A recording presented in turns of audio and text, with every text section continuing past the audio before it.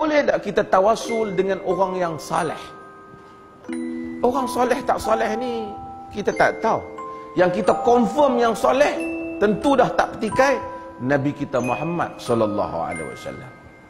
Boleh tak kita tawasul dengan jah Nabi ataupun kita bertawasul dengan kedudukan Nabi sallallahu alaihi wasallam? Di dalam hadis yang diriwayatkan oleh Al-Imam Tirmizi daripada Uthman bin Hunayf, bahawasanya ada satu orang lelaki tentang hadis rajul darir, seorang lelaki buta yang datang dan mengadu kepada Nabi sallallahu alaihi wasallam, mana dia telah berdoa dengan diajar kepadanya tawasul. Allahumma inni atawassulu ilaika bi nabiyyika Muhammad nabiyyur rahmah. Ya Muhammad, inni atawassalu bika ila rabbi liyaqdi hajati. Ya Allah, aku bertawassul kepadamu dengan nabimu Muhammad. Wahai Muhammad, aku bertawassul dengan engkau kepada Allah supaya Allah menunaikan hajatku.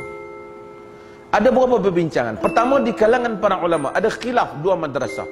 Syekhul Islam Ibn Taymiyah ada orang yang bersetuju dengan dia dan juga sebahagian yang tidak bersetuju pada madrasah yang lain. Khilaf ulama dalam hal ini. Tak apa. Sebahagian mereka kata benda ni boleh dibuat jika Nabi SAW masih hidup dengan jah Nabi SAW. Antara buktinya kerana Umar bin Khattab kata bila Nabi tak ada, dia bertawasul dengan Al-Abbas. Dia kata yang kena kontu kena hidup. Kena kontu hidup, kontu doa. Sebahagian kata tak apa. Yang ni bukan kita minta. Kita tak minta kat Nabi tu, kita sebut sajalah ya Allah dengan kemuliaan Nabi. Maka terimalah Musa. Hal ini ada khilaf di kalangan ulama, tapi ulama tidak mengkafirkan antara satu sama lain. Hatta orang duk kata kat Muhammad bin Abdul Wahab yang dia panggil Wahabi tu, kan? Sampai perlih tak pernah baca buku Muhammad bin Wahab pun panggil Wahabi juga, kan? Muhammad bin Abdul Wahab itu sendiri tidak pernah menyatakan ni masalah akidah. Wa hadhihi minal masail fiqhiyah, kata Muhammad bin Wahab. Ini termasuk dalam masalah fiqh.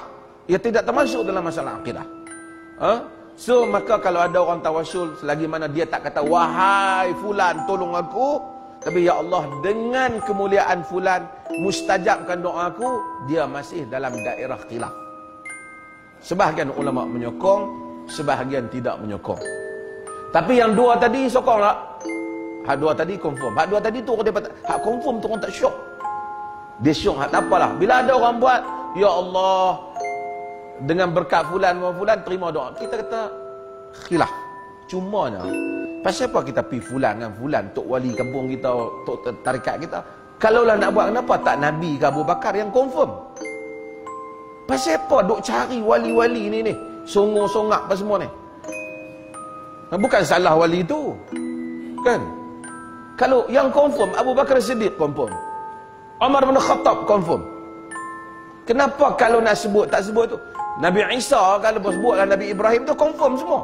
Pasal apa kita pergi cari wali-wali tarikat kita? Sebab sebahagian orang hak buat ni dia ada kaitan dengan depa tu. Bukan depa tu yang salah, pasal dia aku dulu ni jalur tarikatku tu pergi kat dia. Jadi kalau hangpa nak dapat kemuliaan dia, kena mai sikit kat aku.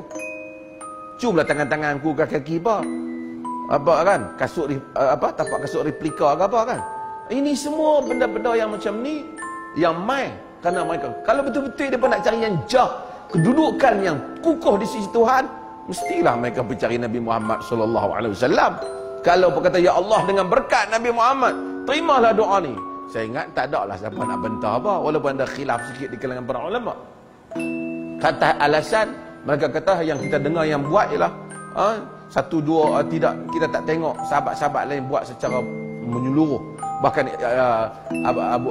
Umar bin Khattab bila Nabi tak ada, dia tak tawasul dengan Nabi lagi, dia tawasul dengan Al-Abbas, kerana dia ditunggu yang hidup.